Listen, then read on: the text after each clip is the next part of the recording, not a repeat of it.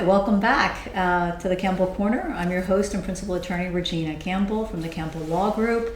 Thank you for joining us for episode 3 of season 1 of the Campbell Corner. It is my great pleasure to introduce to you South Florida immigration attorney and activist, Deirdre Nero. Hi, nice to meet you. Thanks for having me. Thanks for coming. Thanks for coming to the Campbell Corner. Nice to meet you. I already know Regina. Yeah. Hello. So it's an exciting time to be an immigration attorney, isn't it?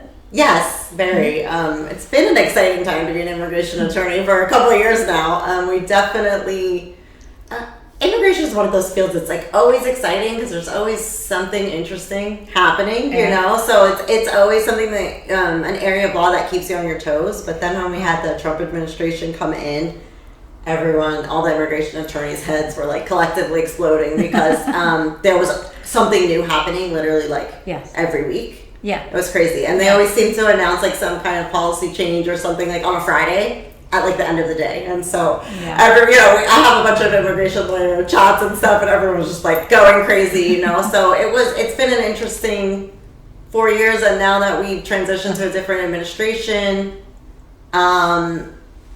it's still interesting because now they're still making changes, and they're still trying to, do things. And then we had the pandemic come in, and that threw a big monkey wrench into everything. Yeah, so. I can imagine. I know there were some times where literally, like, I had clients that were stuck. They didn't, in the Trump administration, they didn't get much notice to they're going to change policies fairly quickly, and they were traveling or they were, going to other countries and depending, and it was oof. It's been kind of crazy. Yeah, I mean, I can talk more about that if you want. No, it's up to you, entirely up to you. I'm also going to ask you what the kind of effect the pandemic has had on immigration, right? Because administrations, they of course have changed, and by all means, you're welcome to talk a little bit more about the specific distinctions, because I know it's almost 180 degrees in the other direction to some extent with some of the policies. So, it is. I mean, it's funny because I think that a lot of us were hoping that the changes would be felt immediately, and they definitely were with the tone, the tone of the Trump administration towards immigrants in general was much harsher. They even changed the motto of the immigration agency to kind of make it more. They took out their customer service type of words, and they changed the the whole tone was different. Wow. So we felt that pretty quickly, the change in tone. But a lot of the policy changes, and from my perspective, the damage that was done during the Trump administration, you can't undo it overnight. It's very hard to undo that stuff overnight. So it's been slow, but we're definitely starting to see positive changes. But then, as you mentioned, the pandemic threw a huge monkey wrench into everything, and made immigration a lot more complicated because of the travel restrictions. Yes. In addition to the travel restrictions, embassies and consulates around the world completely shutting down for the majority of 2020. In the process of reopening, because we're still most embassies and consulates, you still can't get an appointment unless it's a life and death emergency. So even though they're open, they're not actually open, in the sense that they're processing cases, right? So for all intents and purposes, they're practically still closed, a lot of them. So it's been very complicated. And then people getting trapped, not just abroad, but people getting trapped here in the United States, true. Yeah. right? So we had a lot of clients that, were maybe trying to leave before whatever stay that they had in the United States expired, and they couldn't because their country had canceled flights or had, restrictions, and they weren't allowed to go back to their country. So then you don't want to become, overstaying and illegal in the United States. So then helping, people in that situation maintain legal status, that became a big mission for most immigration attorneys, myself included. So now we're seeing stuff starting to open back up again, but I think a lot of us were expecting Biden administration to immediately do away with a lot of the restrictions, but because they've been so focused on getting the pandemic under control, I think that they themselves felt caught between like a rock and a hard place. Like, do we rescind these to be more like immigration friendly, but then we look like we're not doing everything we could do to control the pandemic, and that's really our number one focus. And so, I could imagine that they were in kind of like, I could picture them like in the boardrooms, like trying to make the tough decisions, like what do we do in this situation, So a lot of those restrictions were kept in place, but now finally, they're starting to say that as soon as next month, November, we're going to see lifting of some of these restrictions. But the new thing that they're talking about, which on my social media for the law firm, I posted this article that I saw yesterday, in fact. The new debate is probably going to be like which vaccines are going to be acceptable. Yeah. And a lot of people in certain countries are getting vaccines that might not be acceptable. And so even though they're fully vaccinated, they might not be vaccinated with the vaccine that we're going to accept. And so then that's putting people into another position. I actually had a potential client that I was talking to Monday, I think, and they've been vaccinated twice with the vaccine from their country, but they don't think it's one that's going to be accepted. So they came to the United States and then got another 2 vaccines with with a Pfizer vaccine that they know will be accepted. And so now they've had 4 vaccines. Oh my goodness. I know. I was like, wow, you're like bionic now. I know you have so many vaccines.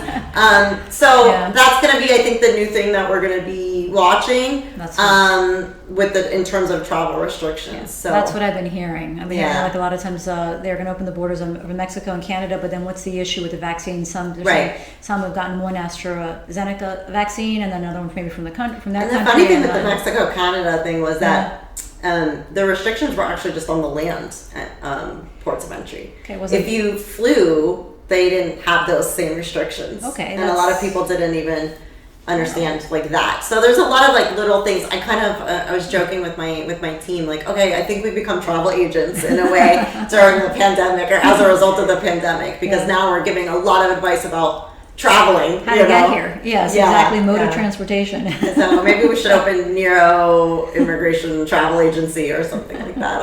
I like that. I'll tell you, this pandemic has made us all kind of reinvent a lot of different things and evolve and just have to be dynamic to change and resilient. It's amazing. For sure. Definitely the whole going remote thing was a big change I know that everyone across the board in all industries felt, and now transitioning back into being in person and what does that look like, and how comfortable are people with that? I have clients now that are wanting to come in and do in-person meetings again. I literally did my first in-person meeting this week. Wow. And it was a little like, how do we navigate this? I was kind of sitting far away from them. We kept our masks on because we didn't, we were trying to keep everyone feeling comfortable. Do you shake their hands? Do you give them a kiss on the cheek? Like a lot of Europeans and Latins would do that. It's sort of, I've been caught in situations where someone comes in and we're kind of like, I know, what do we do?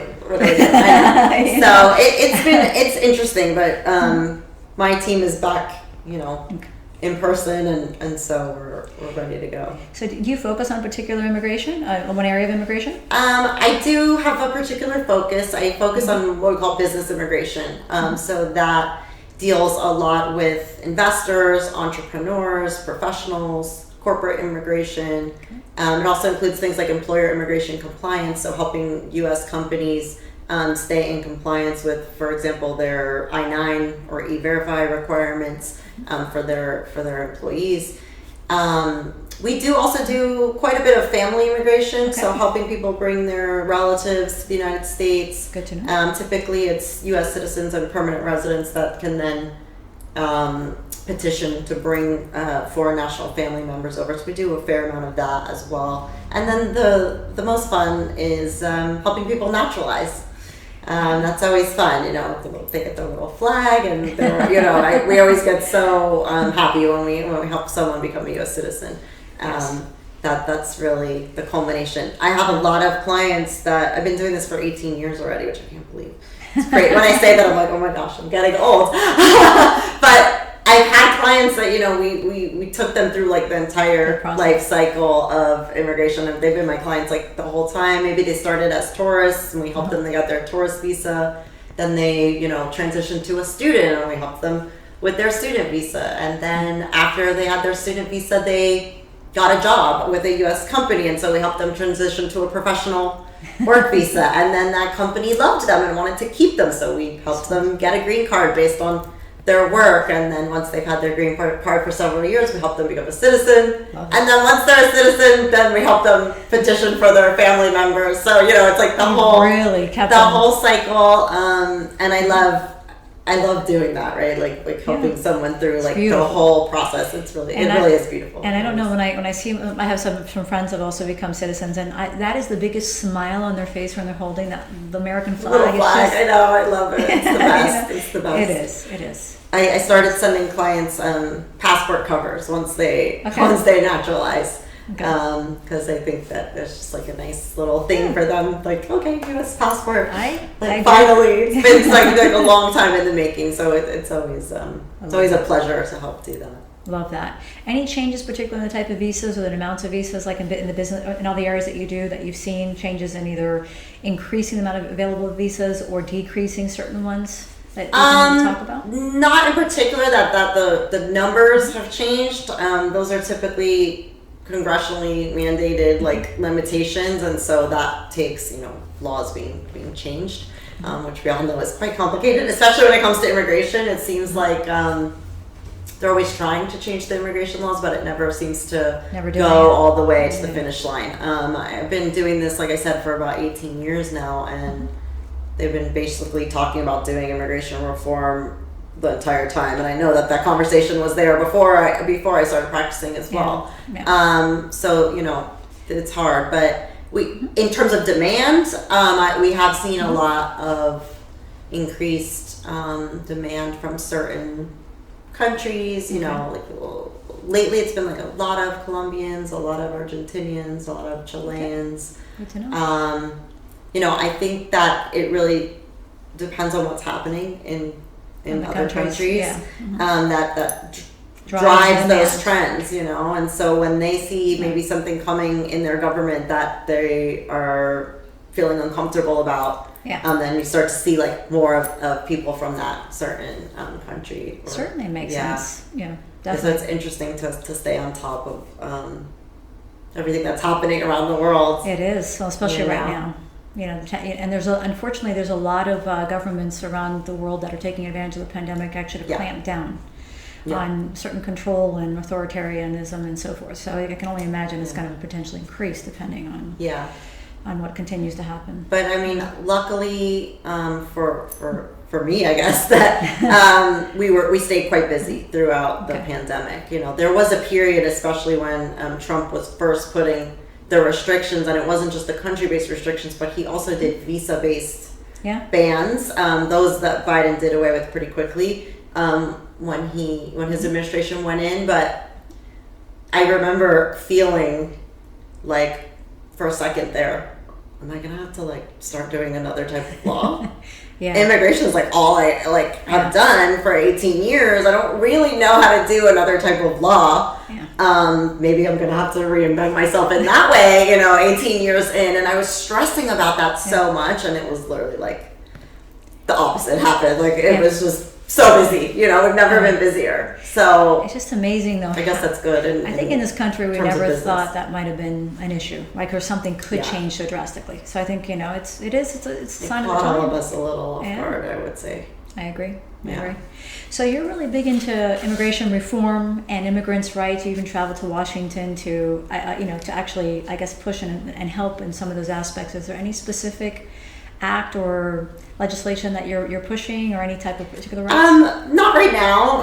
Right now, my advocacy efforts. I've always remained very impassioned advocate for immigration reform and immigrants' rights. But lately, I will say that my advocacy efforts have been more focused on my private endeavors, which I think we're going to talk about a little bit more with the foundation I'm involved with. I have done a lot of advocacy work in DC on immigration, but lately my DC efforts have been focused more on my foundation. Okay. Let's talk about it. So you're the secretary of the board of director for the National Alopecia Areata Foundation. What am I saying? Areata Foundation. Sorry. Everyone mispronounces it. Don't feel bad. Don't feel bad. It's a common. Just like my name, it's also mispronounced all the time. But you did good with my name. It's the National Alopecia Areata Foundation. Yeah, I am the secretary of the board. Actually, till the end of this year. I cannot believe it, but I've already been the secretary for the full time that's allowed under the bylaws of the foundation, which is 5 years. So that went by fast. But I am also one of their on their advocacy and legislative team. So that's why my advocacy efforts I've picked up on that end. So the Alopecia Areata Foundation is the premier patient foundation for the autoimmune disease alopecia areata, which I have. And so originally that is what got me obviously interested in doing this work, because it was something very personal to me. And in that regard helped me heal myself in a lot of ways, because so it's an autoimmune disease that makes your hair fall out. So this is Christy. This is my wig. She has a name, Christy. All my wigs have names. So this is not, when I take this off, I'm completely bald. I don't have eyebrows. This is microblading, no eyelashes except for a few stray ones that grew on one eye. I don't know why.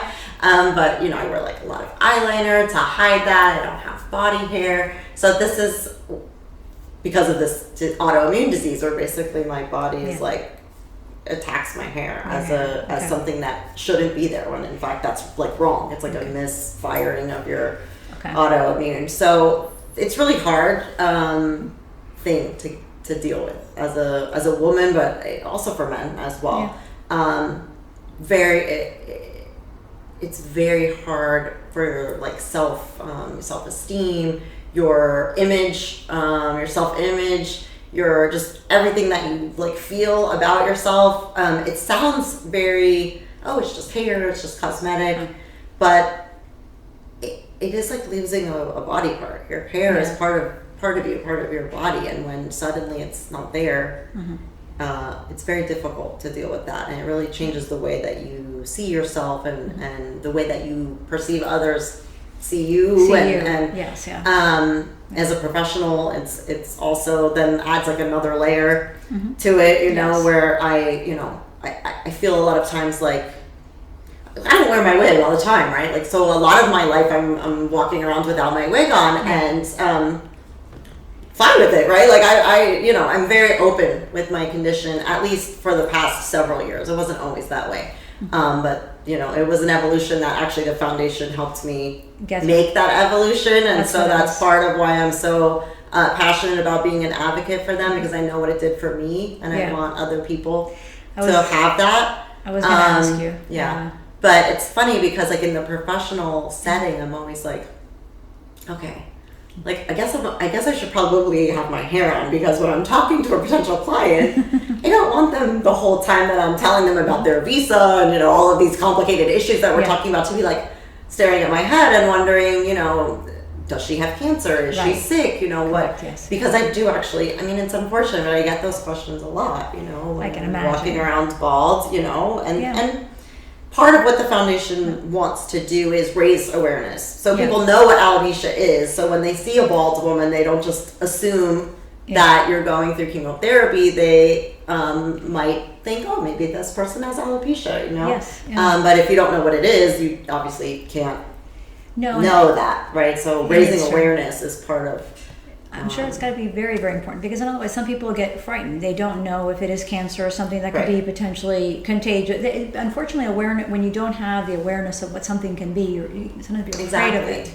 And with my clients, like I don't want them worried, maybe she can't handle my case, or not even that, but just being distracted, and not listening to what I'm saying about their visa, and then I'm going to have to end up repeating it 100 times when they call me back, So, typically in a professional setting, I've got, Christy or one of my other girls on, but, I am still very open. I think as an advocate, I had to come to terms with being open, because I was like, okay, if I'm going to be an advocate and be an outspoken advocate, that means having to be authentic and show my authentic Yeah. self, at least in some settings, right? Yeah. Like I don't always have to. I got my wig on right now. I wanted to wear it, and here I am wearing it. That's But in other settings, you Yeah. know, maybe if I do a fundraiser for the foundation, I'll typically do that without my wig on. Yes. Yeah. Or when we do the lobbying, you know, trips, and we're up in DC, which unfortunately, you know,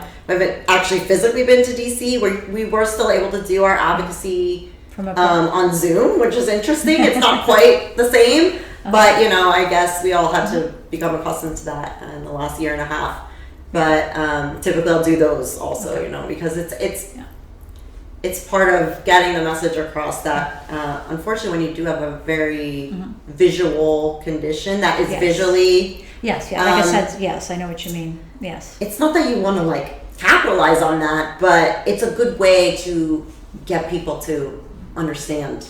Well, I get it. Yes. You know, They understand.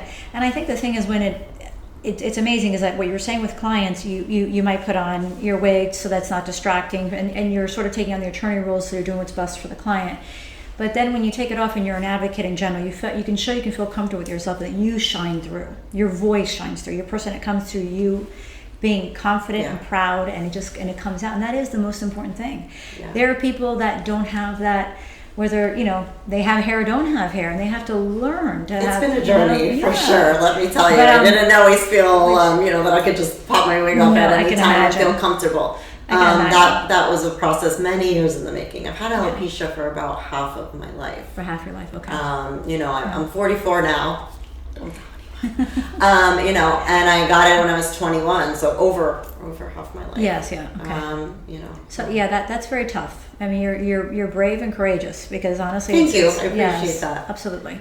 Every time I see you, and I see you have jewelry too, don't you? They have jewelry that you. So my sister and I started a jewelry line. We've actually been kind of inactive on it recently, just because of other commitments. But we did start a jewelry line together. That was mostly like big earrings. Okay. Because the idea was like, when you are someone that's suffering with hair loss, you want to have something fun, like big earrings, or like something like that to kind of accent your look, and also it's hard, but it makes you feel, at least me, and I think other women feel this way too, that suffer with alopecia and other medical hair loss, like you feel less feminine when you don't have your hair. I got you. And so a big piece of jewelry or something helps you kind of get that back. Fantastic makeup, big false eyelashes, which I still don't wear them. I try really hard because I want them so badly, but I can't get them to stay correctly. I don't have the magic touch with the false eyelashes. You wouldn't want to see me put false. That would be like this. It's not good. I'm not very good. But when I have had a couple times the occasion to have professional makeup done for something, and they always put them, and I'm like, oh, they're so fabulous. I wish I could do it myself.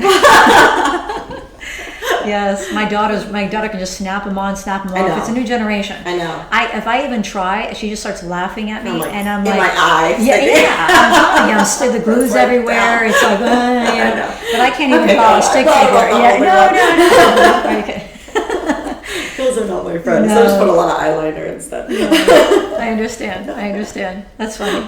So that's but I want to ask you, someone so strong, so powerful, an advocate in so many areas for immigration and also for alopecia, it's been something difficult and a journey for yourself. Who has been the most influential, someone so strong, I don't know, who has been the most influential person for you in your life? Oh my gosh, there's so many. I think my parents probably. I know that's like sounds like a cliche answer, but my parents have just been. I've been such a lucky person to have amazing, strong parents that encouraged me to be the way that I am, and really let me kind of run with my crazy, sometimes overpowering, nature, and encouraged me to really be a strong, powerful woman. So I think that they definitely have been big influences. I think my boyfriend, Eric Rodobois, he's an attorney as well. He's been a great influence on me in terms of being a business owner. I've watched him grow his business, and so that helped me a lot, especially a couple times when I was thinking of throwing in the towel, maybe I'll just go back to working for a firm, you know, maybe I don't want to run my own business anymore. You know, watching him really helps me kind of, okay, you know, you can do it. Like, you know, stay inspired. Being a business owner is hard, you know. Well, they don't teach you that in law school. No. A business owner is separate from being a lawyer. It really totally is. separate. So it's like we have two jobs, right? Like one is really actually be a good lawyer, but the other one is like running a business. And I'm like, I never learned how to do that part, you know. So he's been really good for me in that way. And I have a recent person that's been very inspirational to me, especially more on like the advocacy for alopecia front, and that's Congresswoman Ayanna Pressley. Okay. She is a congresswoman from Massachusetts who, the beginning of 2020, so it was before all the pandemic craziness started, she came out as having alopecia universalis, which is the same kind I have, where you just lose like everything, all your hair, all your eyelashes, eyebrows. And she has been just from day one, like bald on the floor of Congress, like bald on TV, like not even worrying about it at all. Like, just like, okay, I'm bald now. I did my video coming out, and now I'm just gonna be myself. Being myself. And she's become a really strong advocate for our patient community and our foundation. But just watching her, like how powerful and awesome she is, and like just rocking her bald head from like day one, where it took me like, you know, a million years to get to like even remotely to that point, even just partially, you know, because I call myself like a half-timer, like half-time in my wig, half-time bald. She's awesome. And we recently had our advocacy team at the foundation had the opportunity to do like in person. I mean, it was on Zoom, but in person, you know, 2021 version of in person meeting with her. And it was just, I mean, I think I was crying within like 2 minutes of the meeting, because it was just so, she's awesome. She's very powerful and outspoken and just like rocking. She's very confident in herself, it sounds like. She exudes that confidence. So, and you know, I see her and I'm like, and then I'm like, maybe I should just take my wig off all the time. Like, you know what I mean? And so I do think that that's going to happen eventually. I don't know in my journey if I'm like all the way there yet. You know, like I think the missing puzzle piece for me is to not worry about it in terms of like the client interaction and all of that. But I'm not quite there yet. But when I see her and I get kind of inspired, and you know, my boyfriend's very encouraging. He's like, I think you'd get more business if you didn't wear your wig. Yes. I think you'd be busier and more successful even. I don't know why you're so worried about it. And I'm like, I don't know. But then do I want to be like the bald attorney? Like, I don't know. Like, I don't know if I'm ready for like all of these monikers. I don't know. We'll see. I'm not quite there on my journey yet. Everybody stay tuned. You know, maybe you'll see me back here on, you know, season 5 of the podcast, and I'll be like, what are you talking about? You know, I don't know. We'll see. We're happy to have you back, by all means. And you know, it's part of your journey. Everyone has their own journey. You got to do it at your pace, whatever you feel comfortable with. You know. Yeah, and that's something that we also impress upon our patient community, because not everyone is not ready to come out that way, or wants to, or ever will. Yeah, that's true. It's very true. Some people are like, okay, that's like end game goal. Like, I definitely want to get there. Other people are like, that's not even something that they are considering, but they're still very outspoken advocates for alopecia, you know. And so it's not that they're hiding that they have it, but it's not even a thing for them to even consider. So everyone has their own their level of comfort and what their purpose behind things and what they and just to know that it's okay. It doesn't mean that you're less of like that you're a lesser advocate because you don't want to take your wig off. No, you know? Of course not. So that's also kind of something that we impress upon on everyone in our patient community as well. So by all means, if you can give us some information, we'll post it with the video. So if anyone wants to support the National Alopecia, I would love to. That would be amazing. I love to get people out to fundraisers and stuff. Unfortunately, because of the pandemic, we haven't had a fun fundraiser in a while. But before the pandemic, I was doing like really, really, I mean, in my opinion, really fun casino night, you know, big galas and with silent auctions, and the casino night is so fun. Like, we did that Yes. at some other foundation's gala, and we were like, this is so fun. I'm Yeah. gonna steal this idea, you know? Like, it's so fun to do a casino night, and then we always had like a really cool prize at the end, because obviously you're not gambling for money. You're gambling for donations, basically. Yeah. yeah, but at the end, like the person who like wins big at the casino would get like a prize. We had like a cruise, like a really nice prize. You know, so it was really fun. An open bar, like we had Bacardi sponsoring, and you know, really great events. So I'm really excited to get back to that at some point. And you know, it's all for a really good cause. Yeah, so, absolutely. Absolutely. Well, I want to thank you so much for coming today to the Campbell Corner. It's been such a pleasure to have you, immigration attorney and such a strong advocate. I really do admire you, and I think you have a lot of courage. I appreciate that, Regina. Yes, I admire you as well, and I really thank you. feel honored that I'm, you know, I think you said it was episode 3. Yes, so episode 3. I feel like super honored, like one of the first ones. That's You so were, exciting. yes, absolutely. That's how thank you so much. I'd love to come back on, you know, next season or the season after that, and give us an update. Yeah, give you an update. Love it. This is awesome. Great. I might steal your idea. I think this is super cool. I'm like very jealous that you're doing this, and I'm like, I want to do this. This is great. We're trying something new, something different. I think it's and also, awesome. Thank you so much. Hopefully everyone loves it. I mean, it kind of segues into my goodbye. I wanted to. I'm told what to say, but they get mad at me because I come off my cards all the time. But I do want to thank you, and I want to thank the audience so much for coming back and looking at our, and being part of the Campbell Corner. If you missed any of our prior podcasts, our last one also had Cindy Luna, actress and assistant producer and director from Hollywood. We hope you catch today's. We also have future podcasts coming in. We welcome you to follow us on social media. We're just new to Twitter, by the way. Also, come see our videos. And also subscribe to our YouTube channel, hopefully, if you want to pass the word along too, in our podcast channels. And stay tuned, because next week we have rockstar accountant of the stars coming, Paul Garcia, as our next guest. Fun. So stay tuned, everybody, and thank you so much for joining us. You're welcome. Thank you for having me. It was a pleasure. Thank you. Bye, everybody. Bye.